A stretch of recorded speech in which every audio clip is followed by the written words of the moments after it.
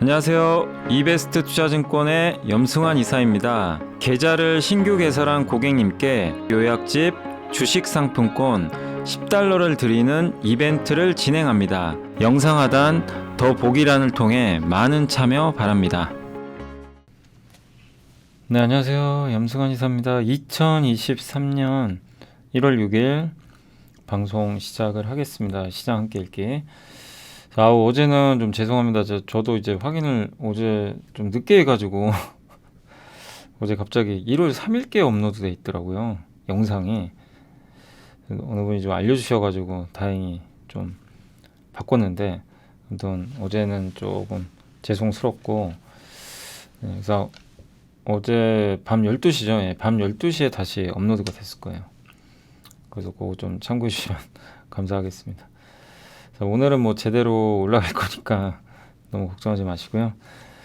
자, 오늘 시장 굉장히 좋죠. 저도 뭐 이렇게 급등까지는 생각 안 하고, 그래도 뭐 미국 빠졌어도 뭐 반도체가 괜찮아서 버티지 않을까 싶었는데, 뭐 오늘 어쨌든 증시는 모두 예상을 깨고 굉장히 좋습니다. 자, 아무튼 이제 장 끝나면 또 언급을 해드리고, 일단 삼성전자 실적 발표 있었고요. 제임스 블라드 총재가 이제 언급한 게 있었고, 우리는 왜 상고하죠? 어제 한번 설명드렸죠. 근데 이거 조금만 더 그래프 보고 좀 더 설명해 드릴게요. 저게 굉장히 좀 중요한 내용 같아서.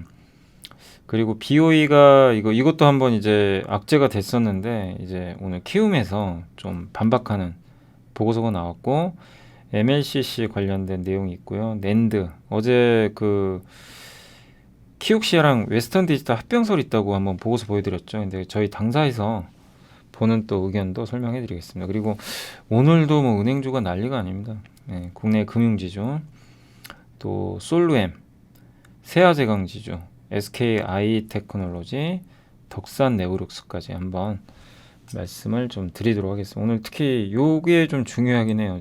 저희 당사에서 이제 처음 쓰는 보고서가 나왔거든요. 근데 너무 길어요. 그래서 요약하는데 꽤 오래 걸렸는데 한번 좀 들어보시면 좋을 것 같습니다. 자, 그래서 오늘 일단 이제 보고서부터 말씀을 드리면, 삼성전자가 실적 발표를 했고요. 도현우 연구원님이 적어주셨고, 목표 주가는 유지했고요. 일단 실적은 굉장히 충격적입니다. 뭐가 충격적이면 반도체가 6천억밖에 안 돼요. 이 숫자 보이세요? 반도체가 6천억 나왔어요. 분기에. 상상이 안 가죠. 10조 벌다가 10조 정도 벌었거든요. 반도체 분기에. 잘 벌 땐. 이렇게 망가집니다. 그러니까 이게 정말 사이클이 무섭죠. 예. 하이닉스가 적자 날 수밖에 없는 것 같아요. 지금 마이크론도 적자 난 것처럼. 적자 났다고 하면 빠지는 건 아닙니다. 이미 알려져 있기 때문에. 근데 선두업체인 삼성마저도 저렇게 엄청난 데미지를 입어버렸어요. IT 수요 부진, 데이터 센터 또 투자도 줄고, 그래서 D램 출하량은 좀 7%밖에 못 늘었고, 판매 단가가 급락을 했고요. 1분기도 안 좋다고 합니다. 1분기는 전체 영업이익이요 8천억밖에 안 된대요. 네, 전체가 반도체 적자 볼 것 같습니다. 삼성이 반도체 적자 보는 건 저는 2008년 이후로 본 적이 없어요. 그 정도로 좀 무섭습니다. 그러니까 다른 사업부가 버티니까 적자는 안 나요. 이게 삼성의 뭐 강점일 수도 있겠지만, 아무튼 선두업체인 삼성마저도 반도체에서 2.5조, 하이닉스가 그러니까 올해 5조 적자 난다는 게 이상하게 보이진 않는 거예요. 그죠? 예. 삼성마저도 이렇게 올해 1분기입니다. 1분기에 영업이익 안 좋을 것 같다, 이런 내용이에요. 2008년 금융위기 이후 첫 반도체 부분 분기 적자가 전망되고, 근데 이거를 알아요. 시장도 아는데 왜 오늘 오르느냐, 다 반영했다 이거죠. 어느 정도. 그리고 감산하지 않을까. 삼성이 저렇게 안 좋은데 증산하겠어? 1월 말에 최종 실적 발표하거든요. 그때 사업부별로. 그때 이제 언급을 하겠죠. 우리 감산하겠다, 설비 줄이겠다. 아니다, 우린 그냥 그대로 마이웨이 한다, 내 길 간다. 이제 여기에 대해서 언급을 할 텐데, 어쨌든 삼성 지금 시장이 기대하는 거는 삼성이 감산할 것 같다, 요걸 기대하고 있는 것 같아요. 그런 지금 상황에서 좀 주가가 올라간다, 이렇게 보시면 되겠고. 근데 왜 감산이 중요하냐면, 메모리는요 범용 제품 수주받아 사는 게 아니에요. 계속 찍어내요. 그냥 그리고 다른 회사 제품으로 교체할 수도 있어요. 범용입니다. 누구나 쓸 수 있는 거죠. 그렇기 때문에 서로 공급을 줄여버리면요, 공급이 확 줄면서요, 가격이 올라가요. 네, 그 특징이 있어요. 그래서 그걸 지금 시작을 한 거예요. 근데 삼성만 여기 동참을 안 한 거예요. 네, 근데 이제 삼성도 여기 동참할 것 같다, 축소하지 않을까, 이 기대감이 있는 것 같습니다.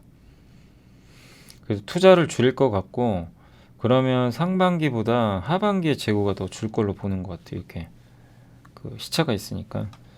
그러면 2023년 하반기부터는 메모리 반도체 업체 실적 개선이 가능하고, 공급 부족이 이제 오히려 24년에 공급이 부족해요. 수요는 늘겠죠. 엄청난 실적이 또 나올 수도 있어요. 그래서 내년 하이닉스 실적이 굉장히 좋을 걸로 다들 보는 거죠. 근데 막상 실적이 좋아지면 또 주가 안 갑니다. 아시겠지만, 그죠? 우리 경험해봤잖아요. 안 좋을 때 가죠, 오히려. 그래서 일단 바닥은 찍었다라고 저도 보는데, 이제 관건은 1월 말에 기업 설명회 할 때 삼성이 우리 감산 안 할 겁니다, 그냥 우리 길 갑니다, 이러면 다시 주가는 급락할 거예요. 왜? 기대를 했기 때문에. 그래서 그거는 좀 걱정은 돼요. 혹시라도 그럴까봐. 그래서 올라갈 때 저도 계속 당부드리고 싶은 게, 올라가는 날은 사지 말자. 추격하지 마시고, 또 막 한 번씩 조정 나오겠죠. 혹시 비중을 늘리고 싶은 분들은 꼭 하락하는 날 하시는 게 맞지 않나, 그 말씀은 꼭 드리고 싶고, 뭐 보유는 괜찮은데 오르는 날 쫓아가는 건 좀 아니다 라고 말씀을 드리겠습니다. 그리고 가장 연준에서 매파였던 제임스 블라드가 올해 투표권이 없습니다. 참 다행이죠. 다행인데, 아무튼 웬일로 이제 투표권 없다고 좋은 얘기하고 떠나는 건가요? 좋은 얘기를 했어요. 뭐라고 했냐면, 인플레 여전히 높지만 최근 감소 중이다. 인플레가 감소 중이래요. 웬 그렇게 세게 발언하시던 분이, 정책금리 고점 거의 다 왔다, 연준의 선제적 긴축은 기대 인플레를 낮은 수준으로 되돌리는데 도움을 주었다, 2023년은 디스인플레이션의 해로 만들 수 있다, 물가 상승률이 2%대로 가는 거를 디스인플레이션이라고 하더라고요. 요게 그 하나증권의 그 누구시더라? 김경훈 애널리스트였나? 거기 좀 나왔던 자료 제가 참고해서 쓴 건데, 아무튼 그 2023년은 디스인플레이션 해로 만들게 된, 굉장히 좀 긍정적인 발언을 해버린 거예요. 이분이 왜 이러나, 알고 봤더니 올해 투표권이 없어요. 나가는 김에 좀 이제는 희망의 메시지를 던진 건지 그건 모르겠습니다. 아무튼 이런 내용이 있었다는 거. 근데 이 내용이 뭐 증시에 큰 영향을 준 건 아니고요. 그렇게 보시면 되겠고, 아무튼 올해는 저렇게 제임스 블라드랑 네 명이 나가는데 대부분 매파예요. 그리고 이번에 새로 바뀌는 분들이 좀 비둘기파가 많아요. 그 점은 좀 모적이죠.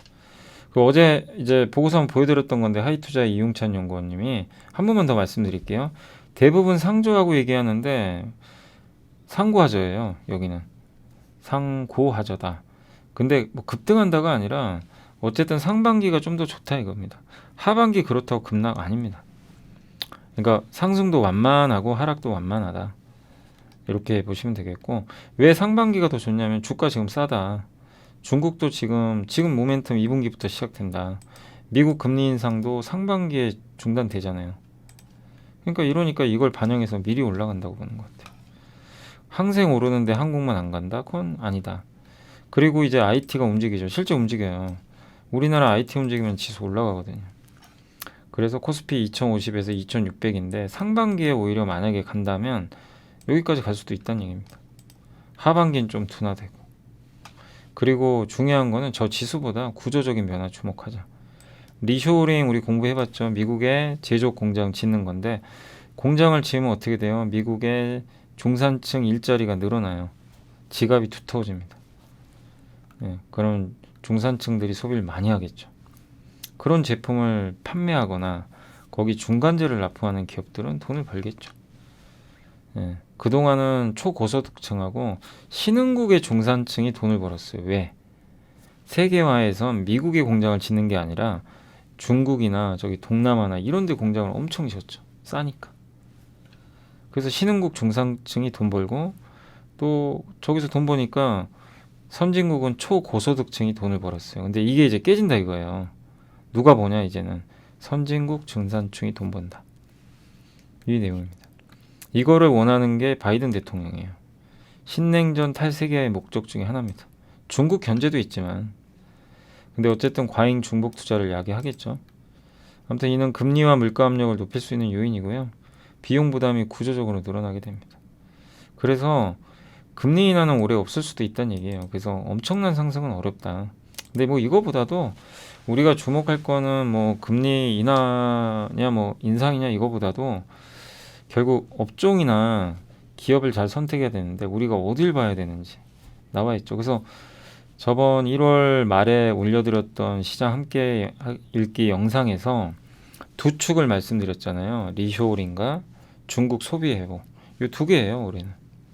이 두 개의 회복을 이제 잡고 간다면 좀 좋은 성과 나지 않을까 그렇게 예상하고 그리고 나머지는 일부는 포트에서 완전히 너무 소외된 거 구조적 성장은 아니더라도 싸고 아니면 고배당주 일부 요즘에 은행주 잘 가죠. 그런 것들을 이제 편입해가지고 안정성을 높이고 이제 그런 포트폴리오면 딱 좋지 않을까 이렇게 보고 있습니다. 그래서 산업재 좋고 이제 여기서도 얘기하는 건 은행이나 보험주 계속 좋을 것 같다 이런 내용이고 요 그래프가 좀 중요한 게요 뭐냐면 여기서 보시면 요게 유로존이에요. 요게 유로존. 유로존이 이제 23년 한 봄부터 좋아질 것 같아요. 본격적으로.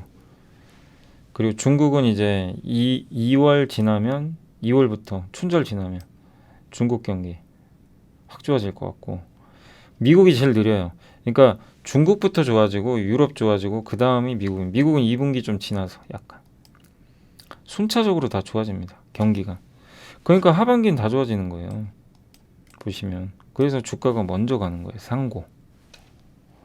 그 의미입니다. 그렇게 보시면 좋을 것 같아요.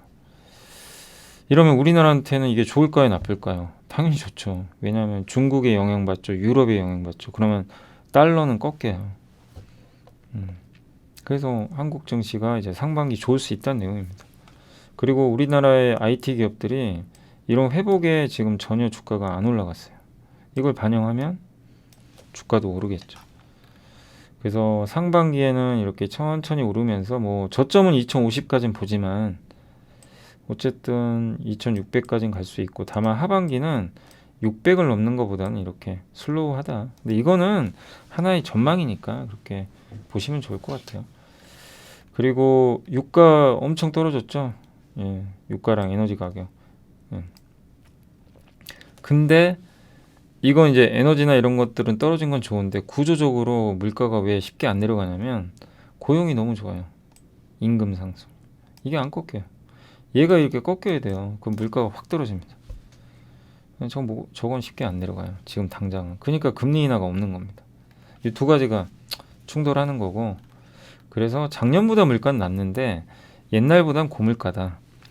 요거고 그 다음에 이제 제조업 시간당 임금 상승률 보세요. 오르죠. 이거 구조적인 요인이에요. 왜? 이제 일자리가 늘어나요. 중산층. 그러면 시간당 임금은 더 올라가겠죠. 그렇기 때문에 저 고용이 꺾이기가 어렵다는 내용입니다. 그러면 금리 인하 쉽지 않다는 얘기예요. 그걸 좀 이해하신다면 우리가 봐야 될 건 결국엔 그 어떤 업종, 어떤 기업에 투자할 거냐. 여기에 포커스를 맞추는 게 훨씬 낫겠죠. 그리고 요게 뭐냐면 요게 소득 수준이에요. 이쪽에. 여기가 최상위층. 여기가 신흥국 중산층입니다. 이거 이해되세요? 여기가 지금 소득이 높았죠. 2008년까지입니다. 뭐 그 후로 바뀌었는지 모르겠지만 세계화 시대에 돈 번 두 주체. 선진국의 최고소득층, 그 다음에 중산층, 신흥국의. 근데 그 선진국의 중산층은 여기 있거든요. 우리나라도 마찬가지겠죠. 돈을 많이 못 벌었어요. 근데 이제 이거를 이렇게 올리겠다는 얘기예요. 바이든 대통령 리쇼링 해가지고 그럼 여기 투자하는 기업들이 돈 벌겠죠. 그죠? 예. 그리고 이제 은행은 여전히 싸고. 뭐 그런 내용입니다. 한번 요거는 고민을 한번 해보시면 좋을 것 같습니다. 그리고 어제 BOE 이것 때문에 덕산 네오록스 막 폭락하고 뭐 BH 폭락하고 난리가 아니었죠. 예. 근데 BOE가 그렇게 많이 납품하기 좀 어렵다는 내용입니다. 40%는 앞으로 점유한다고 하는데 현실성이 그렇게 높아 보이진 않아요. 작년 아이폰 14 시리즈 내 점유율은 삼성이 68에서 70이고 삼성은 점유율이 점점 떨어질 거예요. 왜냐하면 애플은 다변화시키거든요. 그래서 BOE는 올라가긴 하겠죠. 근데 이제 아이폰 14 시리즈 중에서 LTPS 패널이 35, 40, LTPO가 요게 아이폰 14 프로에 들어가는 거예요. 고사양이죠. 어제 공부했죠. LTPO는 그 LTPS가 이제 저전력하고 전자 이동 속도가 좀 빠른데 문제는 전류가 누설돼요. 그래서 그걸 잡아주는 게 옥사이드 방식. 이 두 개를 합친 게 LTPO. 그래서 굉장히 어려워요, 만들기가. 삼성이 거의 다 만들고 LG가 이제 일부 한다고 하더라고요. 비중이. 아직 BOE는 못해요. 근데 이거를 이제 BOE도 한다라는 이제 내용이 나왔던 거죠. 그래서 지금 삼성이 거의 독보적으로 하고 있는 거죠. LG가 10에서 15%. 근데 LG도 못 만들다가 이제 4분기부터는 좀 이게 제대로 되는 것 같아요. 근데 BOE 기술력 고려하면 내년 하반기입니다. 24년. 40%를 예상하고 있었어요. 저기 아까 뉴스에선. 근데 20%다 아무리 많이 해도. 그렇게 보고 있고요. 또 BOE가 이상한 짓을 한번 한 적이 있어요. 아이폰 13용 OLED를 패널 설계를 임의로 해서 적발돼가지고 혼났죠. 네. 그런 또 전례가 있어서 애플이 신뢰할지 모르겠어요. 그리고 여전히 아직 LTPS도 수율 개선 단계고 완벽하진 않아요. BOE가. BOE는 한창 후발주자라 삼성하고는 아직 경쟁이 안 됩니다.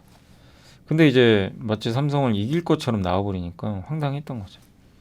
너무 좀 과도한 것 같고 또 저거보다도 저게 현실화 된다 하더라도 디스플레이 업체들의 이제 어플리케이션이 많이 늘어나죠. AR, VR, 또 아이패드용 이런 것도 출시되고 중국 스마트폰 살아나고 또 한 가지가 덕산 네오록스는 BOE에도 납품할 수도 있어요.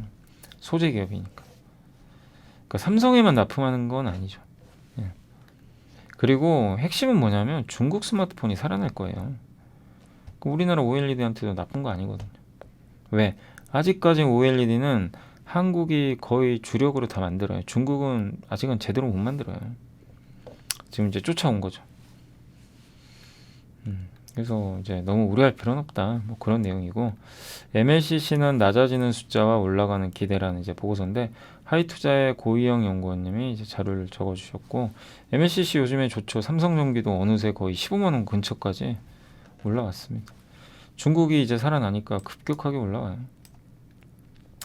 수출액도 증가했죠. 16개월 만에 상승 전환했고요. 중국의 MLCC 수입액은 일단 그동안 감소를 했는데 이것도 조금씩 늘어나지 않을까 이렇게 보고 있는 것 같습니다. 그래서 재고는 앞으로 좀 줄 것 같고요. 삼성전기 그 적정 재고 일수가 40일인데 45일, 55일, 48일인데 아마 4분기에는 조금 줄지 않았을까 보고 있고 그리고 22년과 23년은 그러니까 20년하고 21년은 조금 공급 과잉이 있었나 봐요. 생산이 좀 늘었던 것 같은데 이제 23년도는 공급은 조금 뭐 이렇게 늘리기보다는 좀 줄이지 않을까 이렇게 보고 있는 것 같습니다.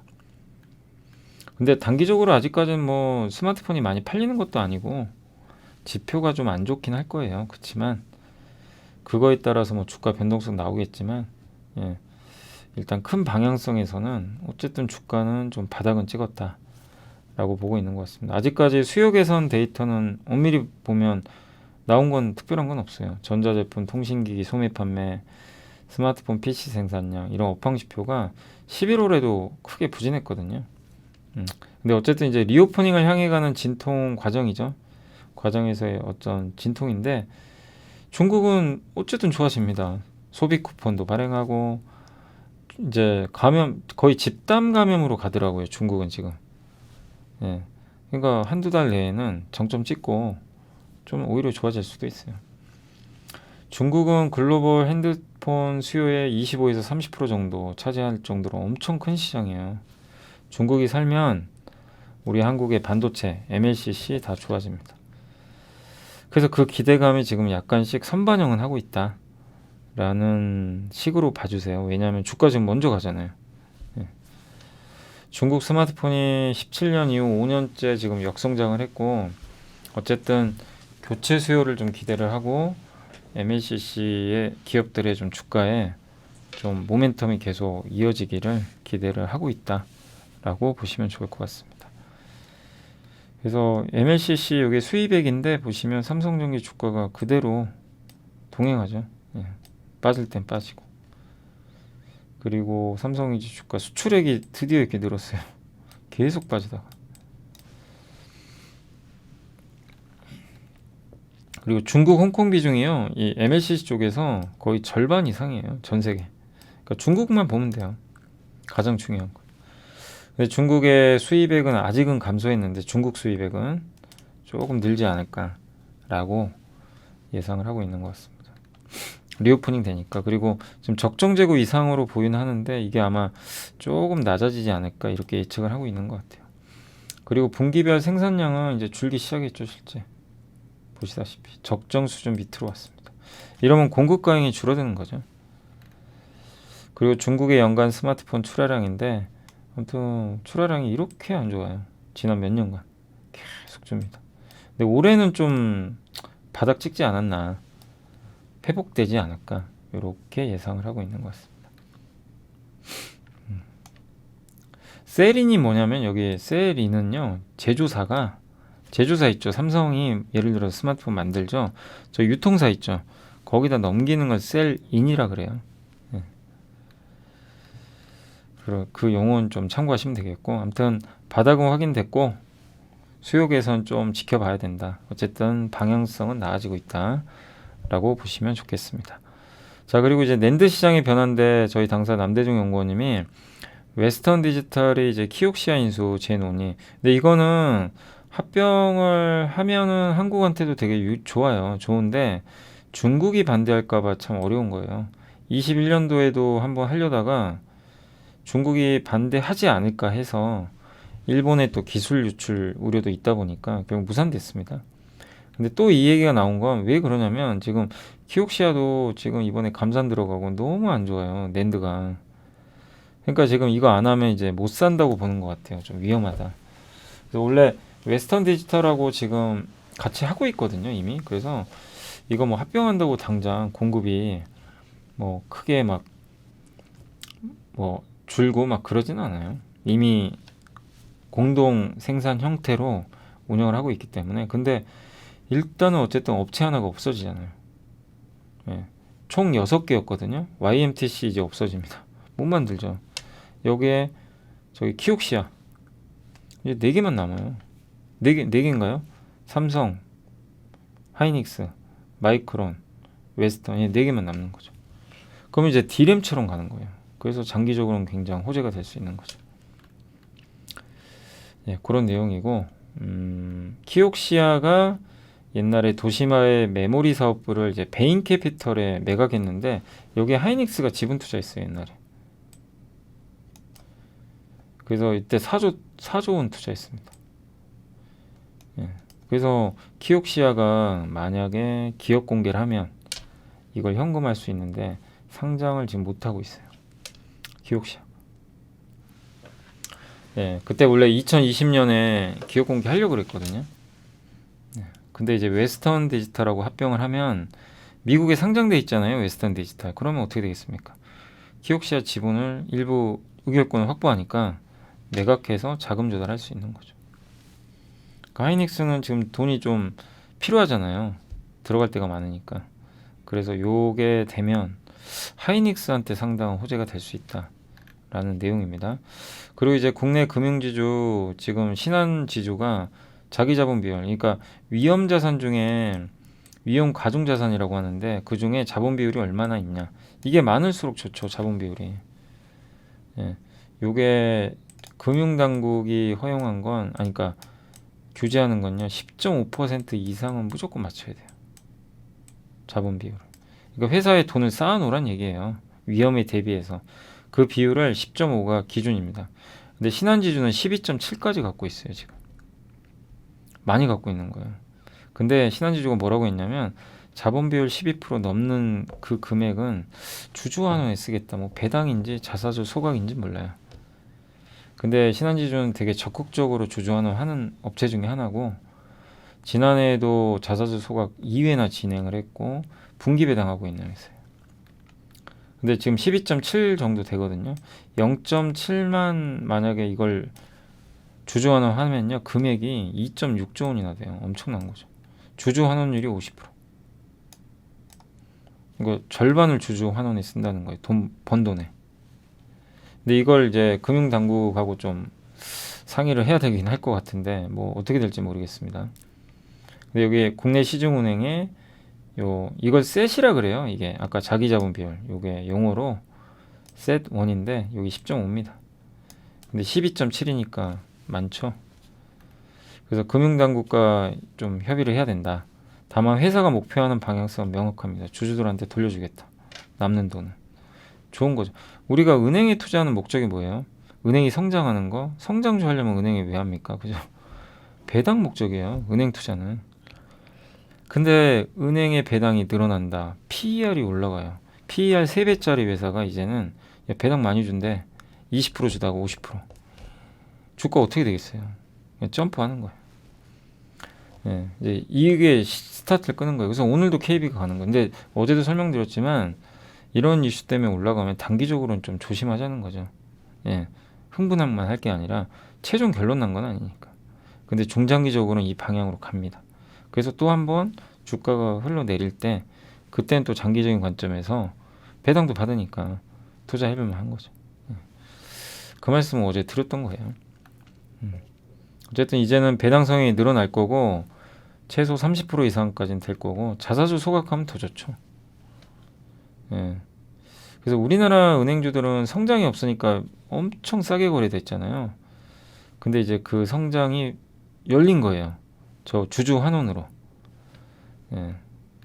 메리츠금융부터 시작해서 뭔가 바뀌는 거 보이시죠? 그러니까 작년에 메리츠금융 또 현대 사모중공업 상장 철회 있었고, 예, 거기다가 지금 이런 주주 환원 정책들이 나오니까 의미가 있지 않나 이렇게 좀 생각을 합니다.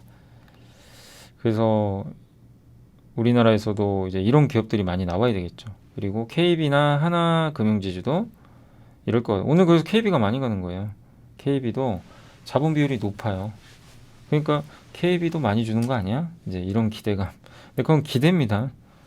그래서 흥분은 하시면 안 돼요. 네. 그 말씀을 꼭 전달하고 싶습니다. 솔루엠은 이제 전자 가격 표시기 아시죠? 그 이마트 가나 롯데마트 가면 상품 밑에 전자 이 디지털 화면으로 그 가격이 표시돼 있죠. 그게 ESL이거든요. 그거 만드는 회사고, 그거랑 TV 뒤쪽에 보면 분해를 해봐야 되겠지만 그 파워보드 같은 거 만들어서 납품하는 회사예요. 두 가지 다 하는데 작년에 실적 좋았는데도 주가가 안 갔어요. 왜? 비쌌어요. 일단 밸류가 싼 건 아니었어요. 저도 그때 한번 분석해드렸지만 밸류가 싸진 않다. 그 말씀은 한번 해드렸던 거는 같아요. 왜냐면 이게 PER이 높은 편이긴 했어요. 근데 이제는 높지가 않은 게 주가가 워낙 빠져가지고 이젠 저평가입니다, 사실. 근데도 실적 좋으니까. 그리고 이 TV가 안 팔리잖아요. 예, 그러니까 이게 좋을 수는 없는데 그런데도 매출이 늘었어요. 대단한 거죠. 고객사를 다변화해가지고. ICT가 ESL 사업부거든요. 이건 계속 성장해요. 그래서 지금 ESL 평균 성장률이 30%. 그리고 저 TV도 결국 돌아옵니다. 지금 2년간 너무 안 좋았기 때문에 서서히 올해 하반기부터는 좋아질 수가 있어요. 예. 그리고 ESL은 고성장 계속 할 거고. 주요 경쟁사 PER이 25배인데 이 회사는 10배밖에 안 됩니다. 너무 저평가된 거죠. 그래서 올해 전자부품 영업이익 5.4% 증가 전망하는데 TV는 여전히 어렵다. ESL 사업부는 63%나 성장할 것 같다. ESL은 인플레 시대에 적합한 비용 절감. 저 전자 가격 표시피를 딱 해놓으면 그 인건비 줄일 수가 있거든요. 일일이 그거 막 또 다 막 고치고 붙여야 되잖아요. 그걸 줄여줄 수 있는 거죠. 그리고 주가는 저평가돼 있다. 예, 그래서 실적 괜찮았지만 이런 우려 등으로 단 이제 우리가 여기서 한 가지 더 검증할 게 있어요. 예. 자, 여기 이제 솔루엠 여기 네이버로 들어오시면 이제 우리가 이제 한번 보잖아요. 이제 보면 여기 실적인데 실적 되게 좋죠. 보시면 2022년도에 800억 벌었어요. 200억 벌던 회사가 역대 최대치죠. 돈 잘 벌어요. 되게 분기 실적도 나쁘지가 않았죠. 예. 근데 주가가 안 가요. 아무튼 돈 잘 벌었고 PBR도 물론 이제 PBR로 보면은 그렇게 싼 건 아닌데 PER은 좀 밑에가 있죠. 10배까지. 그러니까 확실히 이익에 비해서는 주가가 낮은 건 사실이에요. 우리가 봐야 될 건 근데 이제 체크할 건 부채가 많은지 적은지 이건 좀 체크해 봐야 됩니다. 그래서 여기 들어가서 이 회사가 순부채인가요 혹시? 순부채. 아 맞아요. 이게 좀 단점이에요. 그때도 한번 저도 언급 드렸던 것 같은데 고물가 고금리 시대잖아요. 그러니까 여기 순부채가 3,100억이나 있어요. 이거를 빨리 갚아줘야죠. 그러니까 그래도 돈은 잘 벌어요. 돈 잘 버니까 저게 큰 문제는 안 돼요.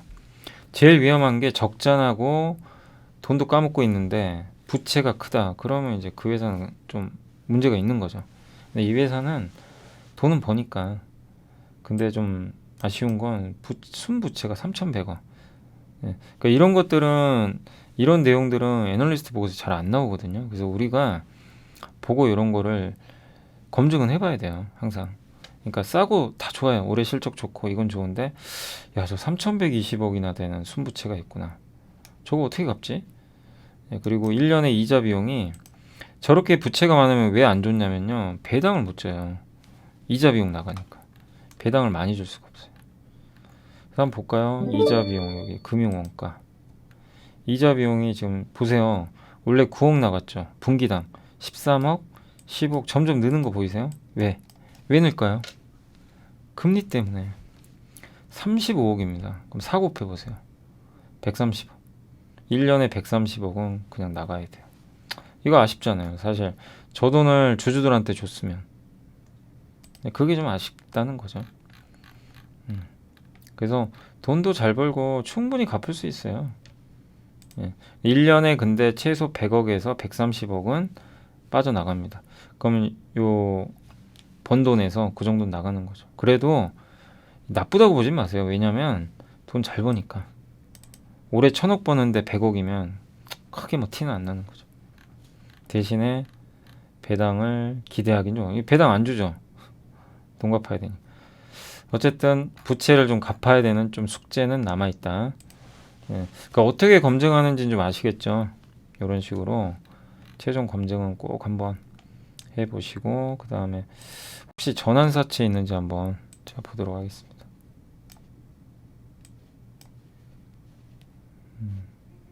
여기 분기보고서 들어가서 증권의 발행을 통한 전환사채는 없어요. 예, 그래서 이런 것들을 이제 혹시 내가 주주잖아요. 그러면 한번 전화를 하셔가지고 이 순부채가 좀 많은데 3천억 정도인데 저걸 혹시 어떻게 하실 생각이냐, 갚을 생각이냐, 아니면 그대로 그냥 이자 내면서 유지할 생각이냐, 그런 것들 한번 문의를 해보시면 좋을 것 같습니다. 네, 자 그래서 크게 문제될 건 아닙니다. 예, 근데 적자 나면 안 돼요. 이 기업은 돈 못 벌면 좀 위험해질 수는 있습니다. 안녕하세요. 이베스트 투자증권의 염승환 이사입니다. 계좌를 신규 개설한 고객님께 요약집 주식 상품권 10달러를 드리는 이벤트를 진행합니다. 영상 하단 더 보기란을 통해 많은 참여 바랍니다. 자, 그리고 이제 오늘 보고서 중에 좀 제일 긴 건데 세아제강 지주라고 우리 예전에도 한번 공부는 해봤죠. 이게 이제 강관업체잖아요. 예, 파이프. 근데 목표 주가 20만 원 신규 제시했고 이제 적정 가치 대비해서 한 80% 할인돼 있다. 그런 내용이고요. 관관 판재 투자인데 근데 그냥 관관 회사로 보시면 돼요. 주요 종속 회사로는 세아제강 있고 지주사입니다. 그리고 세아 CM, 세아 스틸, 아메리카, USA, 베트남 이노테크, 이 이태리 기업일 거고요. 이 세아인드가 풍력 회사예요. 풍력에 들어가는 그 소재 만드는 기업 중에 하나고. 근데 어쨌든 이제 강관이란 건 내부에 빈 공간이 있어서 거기로 이제 뭐 원유라든가 이런 거를 보낼 수 있는 거죠. 건물 외벽이나 기초 보강, 조선 플랜트 등에 들어가는 구조용 배관이 있고, 상하수도 같은 데 쓰이는 배관이 있고, 송유관, 유정 개발용 이런 데도 들어갑니다. 그래서 전방 산업이 주로 건설과 에너지인데 내수는 대부분 건설 쪽이고, 그 다음에 이제 핵심은 에너지용이에요. 수출. 요게 핵심이죠, 당연히. 이 비중이 거의 절대적이라서 수출이 가장 중요하다라고 보시면 좋겠습니다. 그래서 송유관, 유정용, LNG용, 해상풍력 이런 쪽으로 쓰이고 있고, 동사는 이제 에너지 산업 지표에 더 민감하게 주가가 반응을 한다고 보시면 되겠습니다. 근데 국내 업체 중에 이 에너지용 관관 업체는 그렇게 많지는 않아요.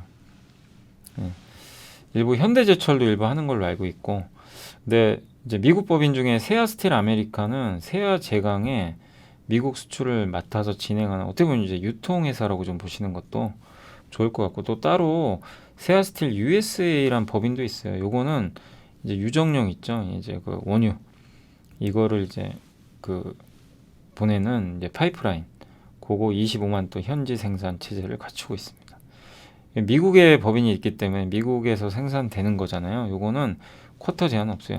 우리가 한국에서 만들어서 미국으로 보내면 쿼터제가 있어요. 그래서 일정 물량 이상은 수출을 못 합니다, 미국에. 근데 미국에서 아예 만들어 버리면 뭐 그런 제한 없습니다.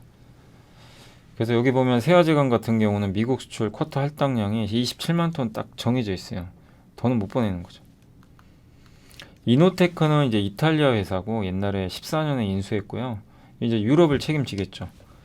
스테인리스 강관. 저 스테인리스 강관이 왜 중요하냐면, 저 스테인리스 강관은 LNG를 수송할 수 있는 거예요. 왜냐하면 액화 상태로 얼려야 되는데 특수하게 스테인리스는 그걸 견뎌내요. 그 극저온을. 그래서 LNG 인프라의 핵심입니다. 유럽에 있으니까 수혜를 받겠죠. 그래서 세아제강 지주가 유럽에 LNG 인프라 깔면 수혜주라는 게 이제 그런 이유 때문이에요. 그리고 21년도에 모잠비크 LNG 프로젝트에 세아제강과 공동으로 저걸 또 수주를 따냈고요.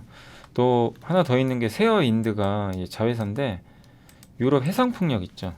하부 구조물을 만들어요. 이 바다에서 해상풍력이 뭐예요? 바다에다가 이거 지지해야 되잖아요. 그 밑에 지지대. 그래서 풍력 터빈 기업 오스테르와 모노파일이라고 있습니다. 요거는 좀 알아두시면 돼요. 저도 이제 몰랐거든요. 모노파일이 뭔지. 잘 몰랐는데 오늘 요거 보고 좀 제대로 공부했습니다.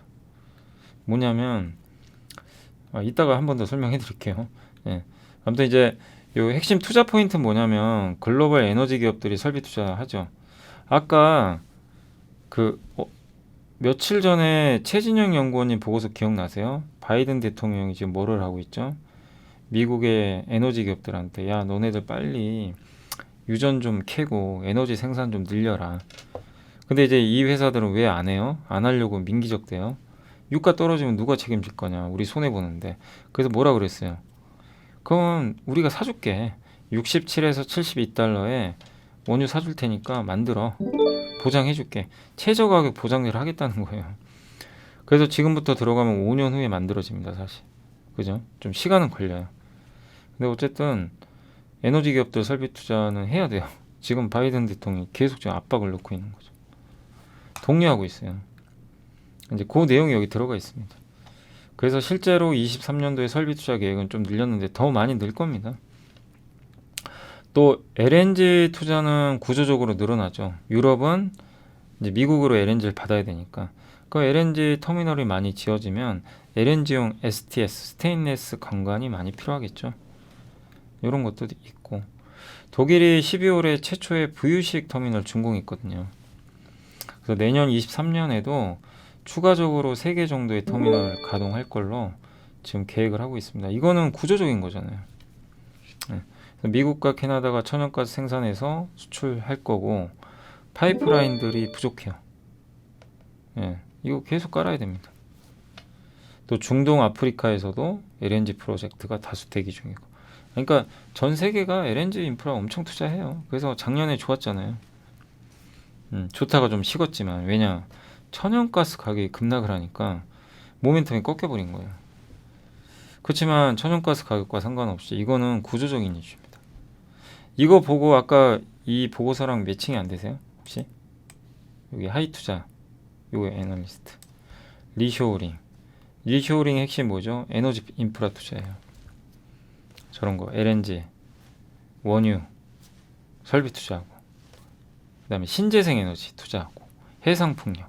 이게 다 미국도 연결돼 있어요. 미국도 이거 하겠다는 거예요, 지금. 그럼 저기 관광 수요가 얼마나 늘겠어요. 그러니까 우리가 이런 그 보고서를 보고 아이디어 딱 생각났는데 기업이 안 떠오르잖아요. 아 근데 뭐지? 리쇼어링 수혜주가 도대체 뭐야? 근데 지금 연결되시죠. 바로 세아지강 지주, 관광업체. 이렇게 연결 짓는 거예요. 예.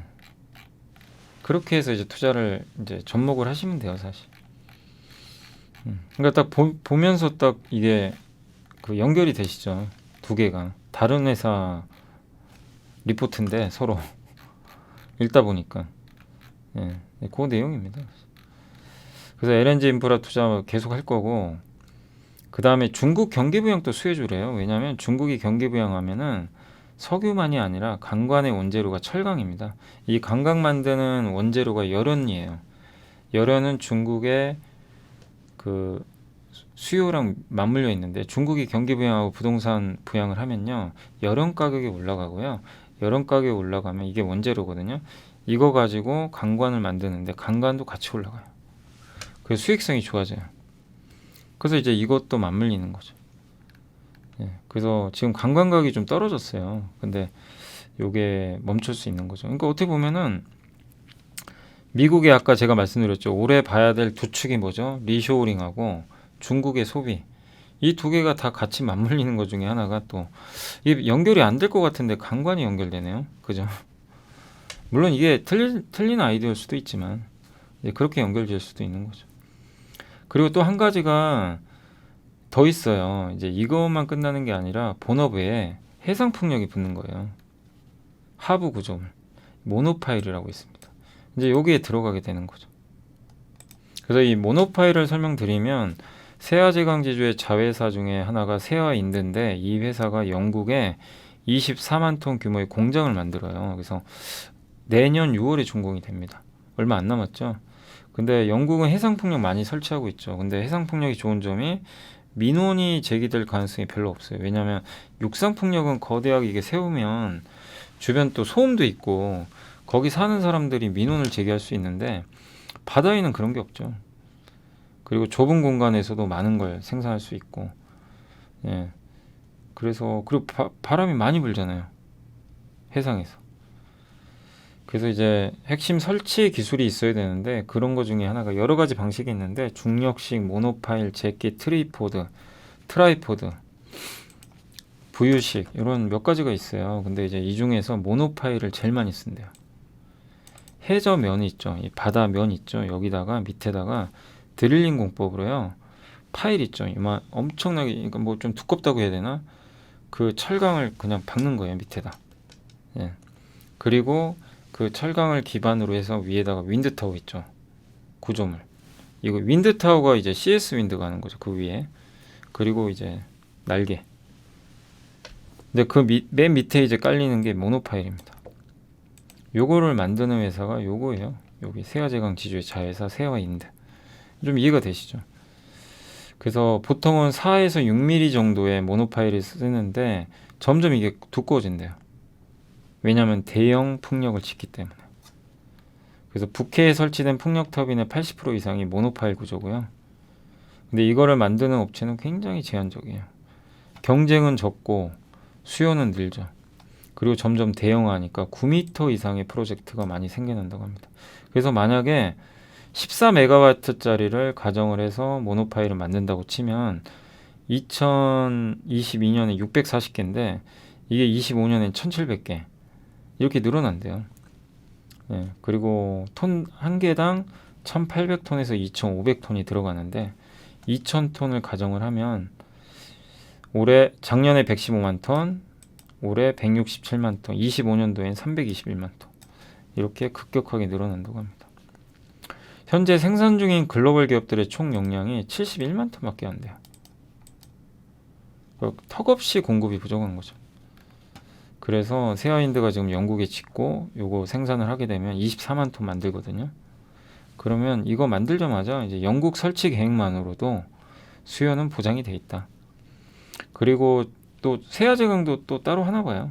자체적으로 하는데, 아무튼 세아제강도 세아인드 요거 상암 우선주에도 투자해서 공동 연구 개발하려고 하는데, 요 세아제강 같은 경우는 유럽보다는 아시아권 위주로 하려는 것 같습니다. 근데도 주가가 왜 이렇게 좀 그동안 부진했냐? 일단 올해 실적은 작년보다 안 좋아요. 작년이 너무 좋아가지고요. 관관의 대호황이었죠. 근데 이제 그게 유지가 안 되는 거죠. 왜냐면 사이클 산업이니까. 예. 그리고 원재료 가격도 떨어지고, 그래서 실적은 올해는 안 좋겠지만 역으로 보자는 거죠. 저 실적보다 저런 전방 산업의 구조적인 거, 해상풍력, 또 아까 리쇼어링, 미국 인프라, LNG 인프라 이런 거, 중국 소비 회복되면 부동산 경기 살고 여령 가격 올라가서 또 제품 가격 올라가고, 이런 구조들. 예, 이렇게 한번 고민해 보시면 좋을 것 같고, 요게 하부 구조물인데 여기서요 모노파일이 요거예요. 요거 어디 있냐면 요게 모노파일입니다. 이렇게 여기 밑에다가 바다에다가 이게 뚫어버리는 거죠. 요걸 제일 많이 쓴대요. 요 모노파일 만드는 회사가 아까 세아와 윈드입니다. 제일 많아요. 이 비중이 밑에 요 파란색 진한 거 있죠. 요게 모노파일이에요. 점유율이 압도적입니다. 근데 점점 이게 대형화되니까 굵기가 점점 두꺼워지겠죠. 모노파일이. 그죠? 그리고 글로벌 해상풍력 신규 설치 용량인데, 뭐 해상풍력은 점점 늘어나겠죠. 근데 모노파일을 만드는 기업은 많지가 않고요. 세아가 바로 여기 글로벌 한 3위까지는 올라올 것 같습니다. 요런 내용이 있으니까 참고하시고, 참고로 이제 모노파일 수요 전망이고요. 영업이익률이 어마어마합니다. 톤당 총 매출 총이익률이 63%. 마진이 뭐 대단한 것 같고, 그리고 이제 지표를 보면 PER이 1.6배고요. 좀 너무 심하죠. PBR이 0.3배가 뭡니까? 이제 우리가 여기서 마지막으로 검증할 건 뭐예요? 싸냐 비싸냐예요. 근데 이거는 뭐 다른 걸 떠나서 밴드보다도 그냥 아예 자체가 싸요. 근데 왜 이렇게 싸냐면, 싼 이유가 있어요. 일단 지주회사죠. 사이클 산업이죠. 전방 산업에 영향을 받죠. 배당을 너무 적게 줘요. 예. 그리고 올해 성장 못해요. 작년보다. 그러니까 이제 떨어지는 거죠. 근데 그래도 너무 싸긴 싸죠. 그래서 한번 세아제강 지주도 한번 그런 부분들 고민해 보시면 좋겠고, 한번 볼까요? 세아제강 지주. 네, 이게 이제 세아제강 지주 이제 자료인데, 밸류는 보세요. 엄청 올라가 있는 것 같죠.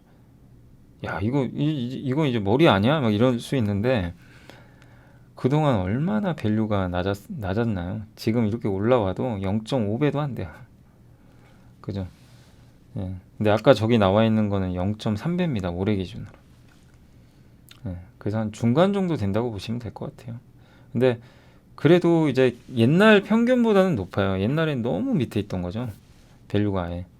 근데 작년에 올라와서 요 정도 수치다. 근데 잠깐 보시면 ROE가 16%인데 PBR이 0.35면 이건 좀 너무 말이 안 되는 수치는 맞아요. 네, 좀 과도할 정도로. 그래서 3분기 기준으로 지금 주당 순자산 가치가 37만 9천 원.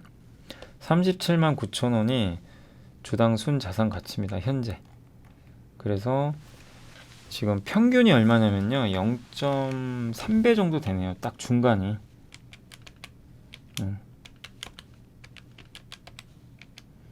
그러면 12만 원 정도 돼요. 사실 12만 원 정도가 딱 중간이고, 과거 평균과 비교해 보면. 근데 ROE가 10% 이상은 유지하니까 그거 보면 한 배는 사실 줘야 되는데 0.5배도 싼 겁니다.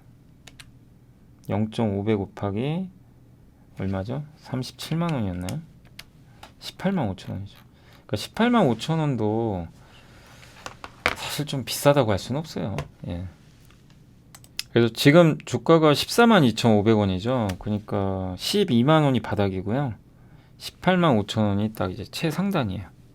요게 14만 2,500원이면 비싼 건 아닌 것 같아요. 제가 봤을 때. 근데 빠지면 더 좋죠.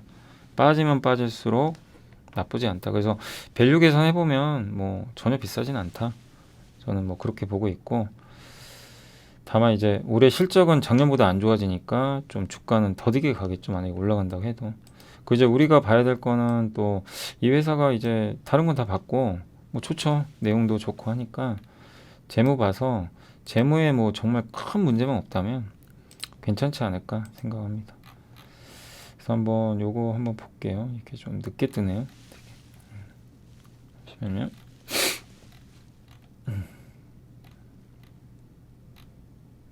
순부채가 어디 있나요? 순부채가 이것도 많긴 많아요. 근데 이제 이 회사만의 거는 아니고 자회사가 많으니까 4,700억 정도 있습니다. 순부채가. 예, 여기 보이시죠? 갚아야 되는 부채가 4,700억 정도 있어요. 자회사 다 합쳐서 이렇게 보시면 되겠고, 그럼 1년에 얼마죠 이게? 그래서 이제 우리가 따질 건 뭐냐면 순부채가 많은 건 좋은 건 아니에요. 왜냐, 이자를 많이 내야 되니까. 그래서 금융 원가가 좀 나갈 겁니다. 이자 비용이 85억까지 늘어났죠. 이거 안 좋은 거죠. 그러면 84, 32, 1년에 300억을 이자로 내야 돼요. 300억 정도. 그래서 배당을 못 주니까 할인 받는 건 맞아요. 근데 저는 제가 아무리 봐도 지금 상황에서는 PBR 0.5배는 줘야 돼요. 그리고 점점 부채 자산 쌓이니까, 그래서 40만 원에서 0.5면 20만 원 정도 나오긴 하거든요. 적정 주가. 예. 근데 어쨌든 뭐 시장이 어떻게 평가할지 모르겠어요. 아무튼 그 점은 좀 아쉽다. 순부채가 좀 많다는 건. 그러면 이제 이 회사가 그러면 1년에 300억을 이자로 내야 되잖아요. 그럼 이 300억 이자 낼 수 있는 정도의 돈을 버냐? 보시면 벌긴 벌어요. 2021년도에 1,700억 벌었고요. 아니 그 영업이익 3,000억. 보이시죠? 그리고 그럼 작년에 얼마 벌었어요? 작년 3분기까지 한번 보자고요. 작년 3분기 한번 이거 3개 더 해보세요. 얼마입니까? 3,100억? 4,000억이 넘어요. 그러면 4분기까지는 대충 한 5,000억 나오겠죠. 연간 5,000억 벌어요. 근데 올해도 벌진 모르죠. 그럼 보수적으로 3,000억만 벌어도 300억은 그렇게 많은 건 아니죠. 그죠? 예. 그래서 순부채 많지만 이렇게 돈 잘 벌 땐 큰 문제 아니다. 근데 이 회사가 만약에 돈을 못 벌고 실적이 곤두박질 치고 옛날처럼 막 500억 이 정도밖에 못 번다. 600억 이러면은 저 부채는 엄청난 부담이 돼요. 예. 근데 지금은 상관이 없어요. 지금은 큰 뭐 부채 부담은 없다. 좀 이해가 되시죠? 이렇게 해서 그래서 지금은 실적만 유지된다는 가정하에선 뭐 괜찮다라고 좀 말씀드리겠습니다. 그리고 차트 한번 보시면 좀 많이 빠져 있죠, 실제. 근데 좀 더 빠지면 더 사긴 좋죠. 더 빠져요. 주주분들한테 정말 죄송한데 좀 하락을 더하면 더 가격은 매력 있지 않나 이렇게 좀 생각은 하고 있습니다. 자, 그리고 마지막으로 그 뭐죠? 네, 전환사채. 제가 이 과정을 좀 계속 보여드리잖아요. 그러니까 주식 투자라는 거는 이렇게 이런 것들까지는 꼭 한번 체크를 꼭 한 다음에 마지막에 여러분들이 최종 결정을 하시는 거예요. 예, 그 과정을 그래서 보여드리는 거예요. 이거 좋습니다. 이거 뭐 이건 아닙니다. 이런 게 아니라 여러분이 이제 합리적으로 생각해 보시라는 거죠. 자, 어쨌든 마지막으로 전환사채가 있나요? 있으면 왜냐면 부담되니까 증권의 발행을 통한 거. 세아제강지주는 미상환 전환사채가 없습니다. 없어요. 예, 그래서 큰 부담 없어요. 그래서 투자하는데 큰 문제 될 건 없다. 예, 이렇게 정리를 해드릴게요. 자, 그리고 SKI 테크놀로지는 한국투자증권의 이제 김정환 연구원님이 다른 거보다도요. 어젠가 그제 한번 그 주민우 연구원님 보고서 보여드렸죠. 거기 뭐라고 나왔죠? 인플레 감축법 관련해 가지고 약간 수정된 게 있다. 분리막이 들어가 있어요.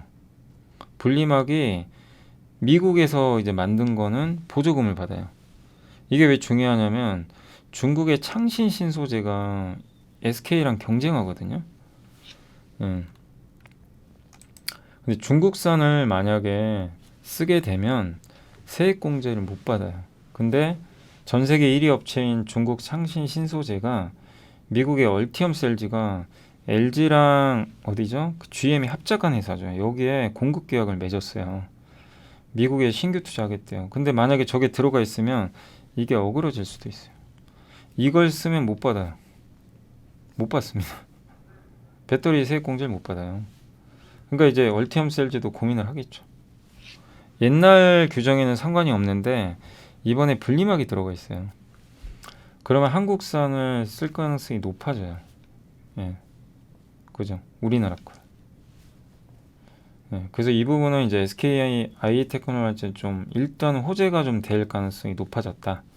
이렇게 보시면 되겠고 1년 이상 그리고 적자 그러니까 이 실적이 너무 안 좋아서 주가가 많이 빠졌는데 이제 폴란드 분리막 공장의 가동률이 올라오고 있대요, 실제. 그리고 전기 요금도 좀 낮아질 거고 유럽이 정상화되니까 이렇게 되면 이제 SKI 테크놀로지도 좀 최악은 지나서 올해는 훨씬 좋은 흐름이 나오지 않을까. 정책도 그렇고 그 다음에 요 그 실적 면에서도 워낙 뭐 고평가돼 있어요. 비싸긴 한데 최악은 좀 지나서 이런 좋은 뉴스들이 이제 나오잖아요.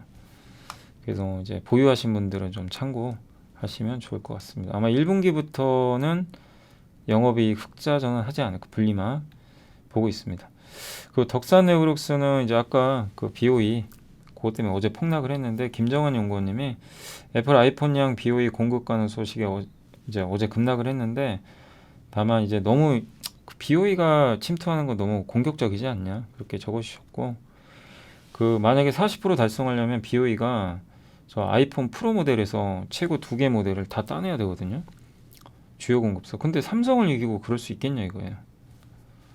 1년 만에. 그건 좀 너무 앞서간 것 같다. 그리고 덕산 네오룩스는 그거랑 별개로 올해는 애플 아이폰량 소재 공급량은 전년보다는 좀 늘어난다 이렇게 보고 있고 근데 핵심은 이런 것보다도 이제 삼성이 8세대급 OLED 요게 이제 아이패드용으로 좀 추정하고 있어요. 요게 들어갈 가능성이 높고 애플 아이패드 또 블랙 PDL 신소재죠 이게 저전력 같은 걸로 알고 있는데 또 이런 다양한 소재들 신규 공급이 들어갈 것 같고 또 BOE가 덕산 네오룩스 걸 쓸 수도 있어요 소재 이런 것들이 있기 때문에 그냥 단지 그냥 그 뉴스 때문에 악재로만 보는 거는 좀 무리가 있습니다. 그래서 그런 내용이니까 참고해 주시고 지금 덕산 네오룩스의 PER 이제 밴드인데 이익은 이렇게 늘어나는데요 밑에가 있죠. 그래서 밸류 부담은 없습니다. 자 그리고 뉴스 좀 한두 개 말씀드리면 중국 태양광 밸류체인이 급등했대요 오늘. 그동안 태양광 안 좋았죠.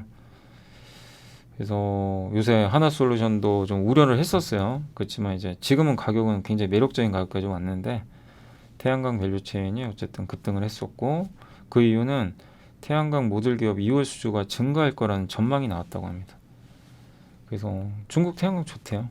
뭐 중국이 좋다고 우리가 꼭 좋은 건 아니지만 그래서 진코솔라, JA솔라 목표 대비 상향 조정했다. 뭐 이런 내용이 나왔고 진코솔라는 이제 대형 프로젝트 득권을 했다고 합니다. 근데 이렇게 되면 우리나라에도 영향을 주거든요, 같이. 그래서 태양광 중국이 조금 급등했다는 거 오늘 참고하시면 되겠고 그 다음 오늘 교육주가 난리 났는데 저도 이제 내용은 잘 모르고 있었는데 윤석열 대통령이 교육 다양성 위해서 이제 경쟁을 해야 된다. 교육도 국가 이제 독점하면 안 되나 교육을 이렇게 되면 어떻게 돼요?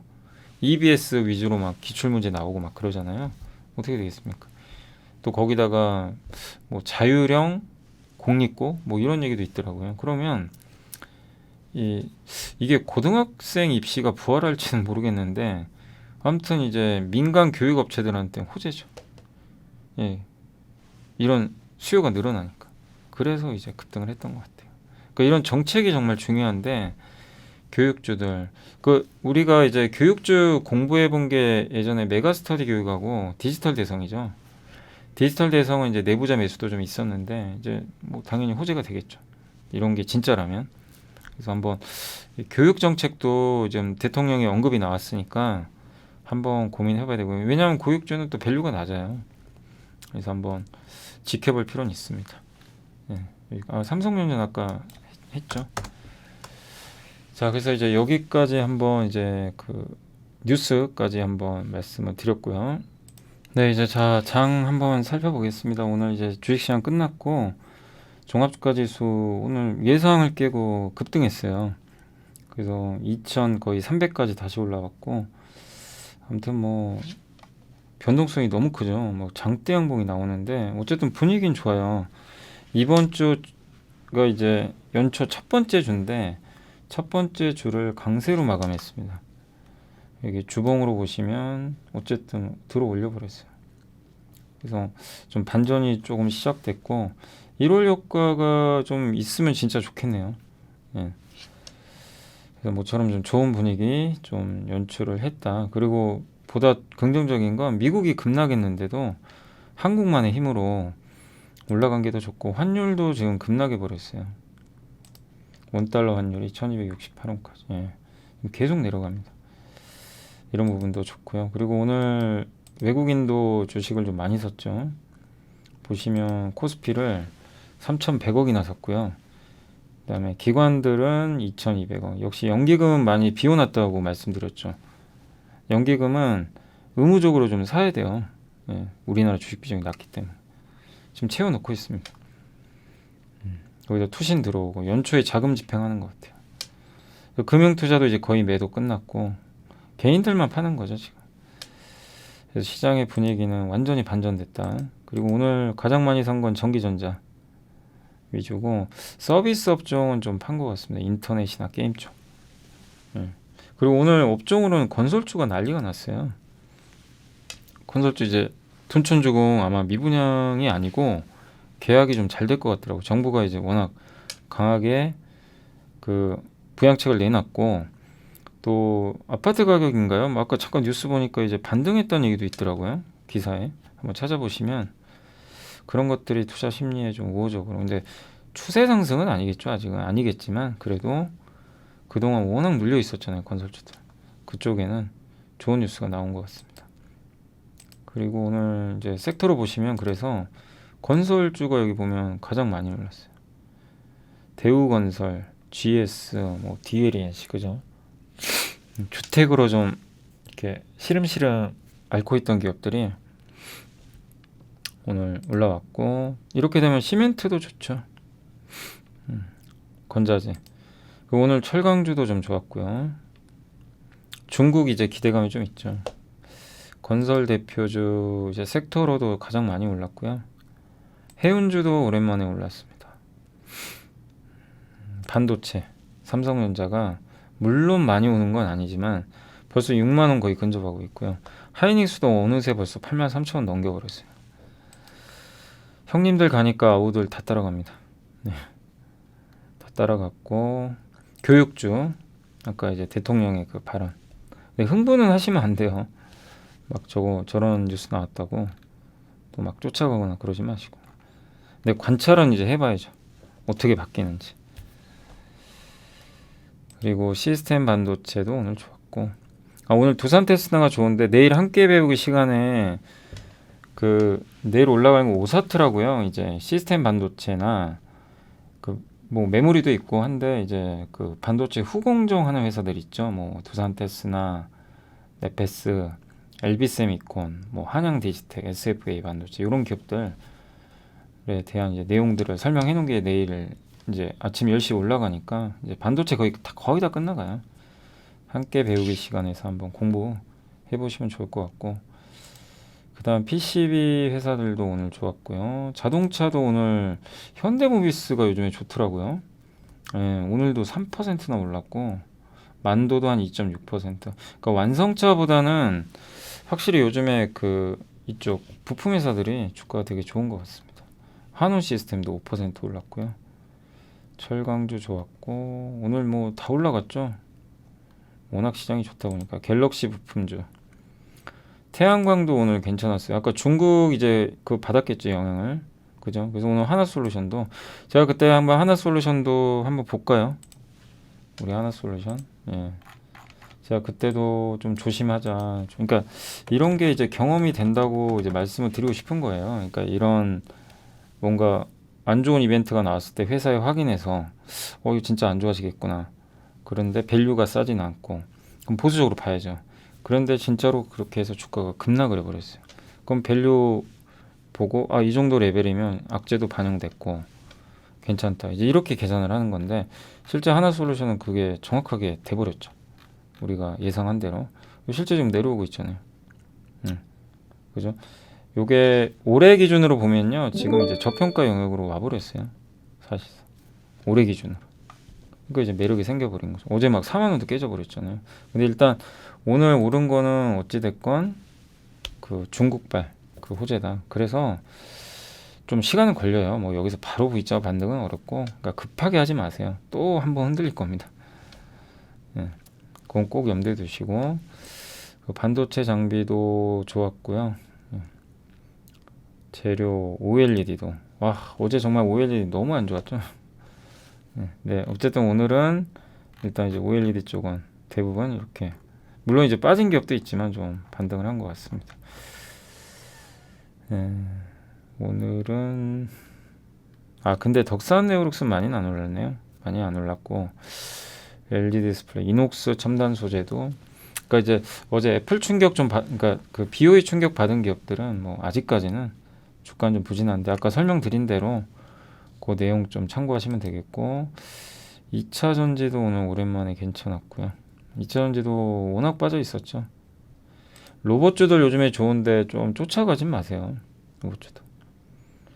그 조선주도 이제 조금씩은, 우리 아까 세아제강 지주 한번 공부한 것처럼 LNG 인프라가 끝난 건 아닙니다. 그래서 계속 좀 관찰은 하고 있어야죠. IT 대표주 오늘 좋았고요. 그리고 2차 전지 소재도 오늘 좋았습니다. 다 괜찮았네요. 정말 고르게. 그나마 이제 빠진 거는 웹툰 관련주. 미스터 블루가 너무 많이 올라서 그런 거고요. 네옴시티는 이제 어제 좀 조심하자 그랬죠. 어제 무슨 일경 투자한다고 흥분할 게 아닌데 좀 약간 오버한 것 같아요. 카지노 요새 좀 많이 올랐고, 중국 리오프닝 주들도 너무 오른 거는 쫓아가시면 안 돼요. 지금 그리고 반도체나 이런 쪽으로 붙잖아요. 그러면 기존에 강했던 섹터가 못 가요.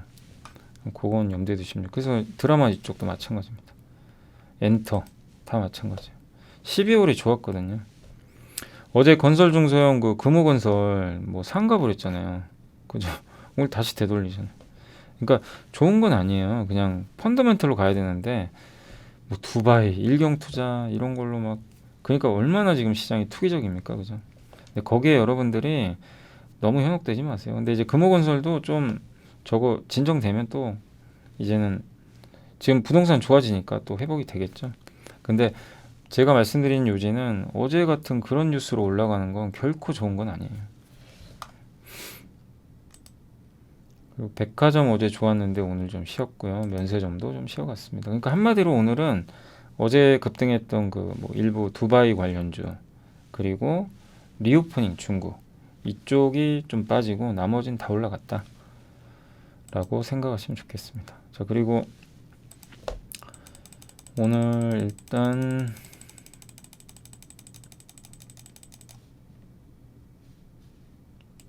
거의 뭐 다 올라갔으니까요. 시총 상위 기업들은 대부분 반등을 했습니다. LG엔솔, 뭐 2차 전지도 올라왔고요. K 뭐 증권주 너무 좋았고, SK 이노베이션, SK는 참 요즘에 힘이 없긴 없네요. 근데 일단 SK ENS도 자금 조달을 했기 때문에 조금씩 뭐 회복되지 않을까 이렇게 보고 있고, KTNG가 요새 좀 빠졌는데 그 배당 많이 주잖아요. 그 고배당주로 오늘 다시 한번 움직였던 것 같습니다. 오늘 화재주가 그래서 좋았어요. 화재보험주. 은행만 있냐? 손해보험도 있다. 이제 이런 거죠. 그리고 기업은행도 좋았고, 하이브는 좀 빠졌고요. FNF는 오늘 왜 이렇게 빠졌죠? 중국 소비주가 오늘 되게 안 좋네요. 그리고 메리츠 금융주주도, 그러니까 그동안 좀 좋았던 기업들이죠. 주가들이. 음식료도 잘 안 가요. 이게 그동안 약세장에서 버텼던 애들이죠. 부진했고, 그리고 오늘 HLB가 좀 많이 올랐네요. SKC는 또 올랐고, 페노션도 좀 많이 올랐습니다. 동원 확실히 음식료가 안 좋네요.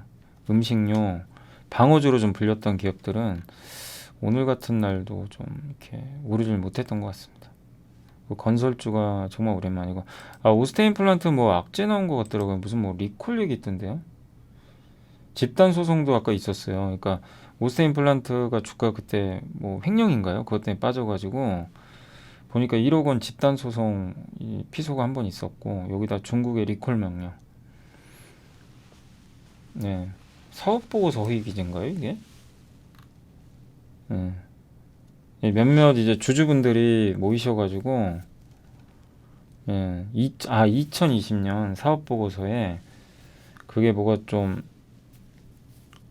잘못 기재됐다, 뭐 이런 식으로 적었나 봐요. 이게 허위 기재 의혹이죠, 의혹이니까. 근데 저도 정확한 내용은 모르겠는데 아무튼 이런 내용이 좀 있었다고 합니다. 그래서 한번 주주분들은 좀 한번 알아보시면 좋을 것 같고, 중국에서 뭐 리콜 얘기도 있었던 것 같고, 아무튼 오늘 좀 악재가 한 2개 정도 나오다 보니까 좀 안 좋았던 것 같습니다. 아무튼 요거는 확인을 해보세요. 그리고 사실 좀 임플란트가 그동안 또 많이 오른 것도 있었죠, 그동안. 그냥 그런 것까지 맞물렸던 게 아닌가 생각합니다. 반도체 좋았고요. 뭐 다른 건 특별한 거 없네요. 그래서 결론을 좀 내드리면 오늘 어쨌든 그동안 많이 올랐던 중국 소비주 이쪽 빠졌고, 그다음에 건설주가 제일 못 갔는데 급등했고, 이런 식으로 좀 서로 간에 체인지가 있었던 것 같아요. 그러니까 이제 건설주도 호재가 나오니까 붙는 거죠, 막 사람들이 다른 거 팔아버리고. 여러분들은 거기에 휩쓸리면 안 되고 중심을 지키시고, 아까 말씀드렸죠, 내가 중심축을 어디다 가져갈지 포트를 꼭 고민을 좀 잘 하시고 투자하시면 좋겠습니다. 그리고 항상 안 좋을 때, 내려갈 때, 관심 없을 때 투자를 해야지, 관심 있을 때 투자하면 성과가 별로 없어요. 그걸 꼭 염두에 두시고, 올해 계속 말씀드렸잖아요. 제가 밸류도 보고 실수 좀 줄이자. 안 오면 말고, 이런 식으로. 그리고 아까 분석해드린 대로 그런 식으로 단계적으로 분석을 하면 최소한 리스크는 좀 줄일 수 있어요. 아까 세아제강 지주도 솔루엠도 어떻게 보시는지 아시겠죠? 그런 식으로 계속 좀 검증을 해나가시면 좋을 것 같습니다. 자, 오늘 이제 고생하셨고, 다음 주도 이 기세가 좀 더 이어져서 시장이 좀 계속 올해는 좀 좋았으면 좋겠네요. 아무튼 오늘 고생하셨고 주말 잘 보내시고, 저는 다음 주 월요일 날 또 찾아뵙겠습니다. 그리고 내일 오전에 10시에 그 토요일 날 1월 7일 오전 10시에 그 함께 배우기 반도체 10번째 편이 업로드 되니까 그것도 꼭 많이 봐주시면 감사하겠습니다. 자, 저는 이만 물러가겠습니다. 감사합니다.